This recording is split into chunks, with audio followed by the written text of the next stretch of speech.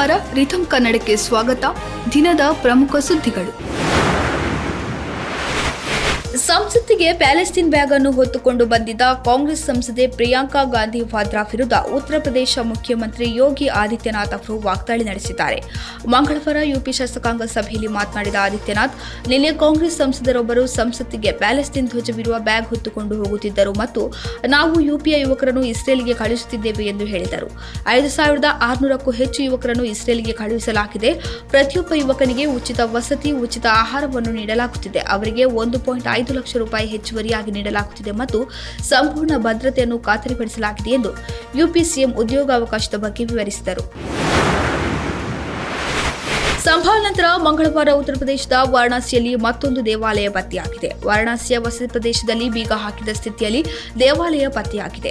ದೇವಸ್ಥಾನದ ಸುತ್ತ ಪೊಲೀಸ್ ಬಂದೋಬಸ್ತ್ ಮಾಡಲಾಗಿದ್ದು ಮುಂದಿನ ಕ್ರಮ ಕೈಗೊಳ್ಳಲಾಗುವುದು ಎಂದು ವಾರಣಾಸಿಯ ಮುನ್ಸಿಪಲ್ ಕಮಿಷನರ್ ಹೇಳಿದ್ದಾರೆ.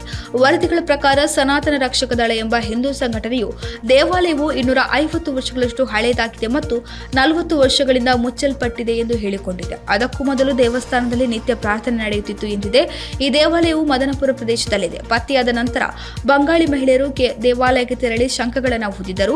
ಮುಸ್ಲಿಂ ಸಮುದಾಯದವರು ಬೀದಿಗಿಳಿದಿದ್ದರು. ಪೊಲೀಸರು ಸಮಾಧಾನಪಡಿಸಿದರು. ಈ ಬೆಳವಣಿಗೆಯ ಕೆಲವು ಗಂಟೆಗಳ ನಂತರ ಸಂಭಾಲ್ನಲ್ಲಿ 2ನೇ ದೇವಾಲಯ ಪತ್ತೆಯಾಗಿದೆ.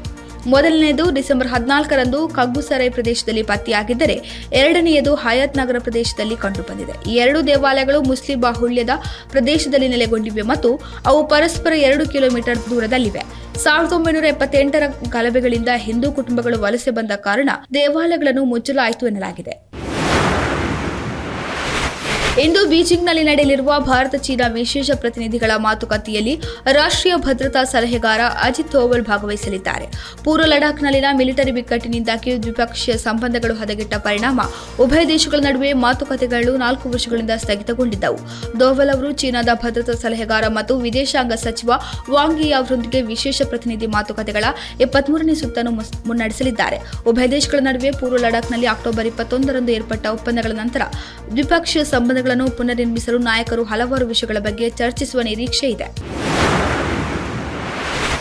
ಹಾನಿಕಾರಕ ಕೀಟನಾಶಕಗಳ ಪ್ರಭಾವದಿಂದ ರೈತರನ್ನು ರಕ್ಷಿಸಲು ಕೇಂದ್ರ ಸಚಿವ ಜಿತೇಂದ್ರ ಸಿಂಗ್ ಮಂಗಳವಾರ ಕಿಸಾನ್ ಕವಚ್ ಅನ್ನು ಬಿಡುಗಡೆ ಮಾಡಿದರು.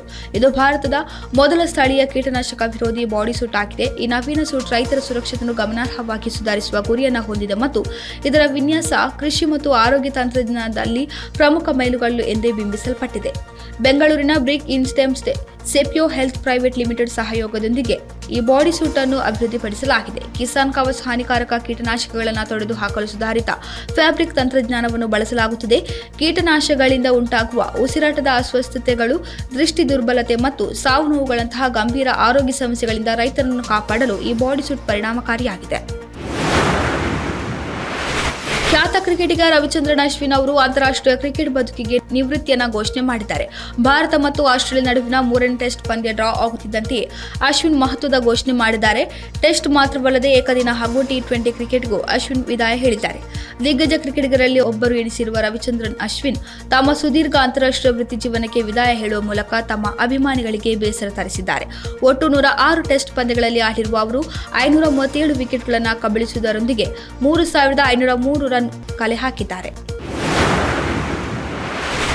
79ನೇ ಅಕಾಡೆಮಿ ಪ್ರಶಸ್ತಿಗಳ ಅತ್ಯುತ್ತಮ ಅಂತಾರಾಷ್ಟ್ರೀಯ ಚಲನಚಿತ್ರ ವಿಭಾಗಕ್ಕೆ ಭಾರತದಿಂದ ಅಧಿಕೃತ ಪ್ರವೇಶ ಪಡೆದಿದ್ದ ಲಾಪತಾ ಲೇಡೀಸ್ ಚಿತ್ರ ಆಸ್ಕರ್ ಪ್ರಶಸ್ತಿ ರೇಸ್ನಿಂದ ಹೊರಬಿದ್ದಿದೆ. ಅಂತಿಮ 5ರ ಘಟ್ಟಕ್ಕೆ ತಲುಪುವ ಚಿತ್ರಗಳಿಗೂ ಮುನ್ನ ಸಿದ್ಧವಾಗಿರುವ 15 ಚಲನಚಿತ್ರಗಳ ಕಿರುಪಟ್ಟಿಯಲ್ಲಿ ಕಿರಣ್ ರಾವ್ ನಿರ್ದೇಶಿಸಿರುವ ಹಿಂದಿ ಚಲನಚಿತ್ರ ಲಾಪತಾ ಲೇಡೀಸ್ ಸ್ಥಾನ ಪಡೆದಿಲ್ಲ ಎಂದು the academy of motion pictures arts and sciences ಬುಧವಾರ ಬೆಳಗ್ಗೆ ಪ್ರಕಟಿಸಿದೆ.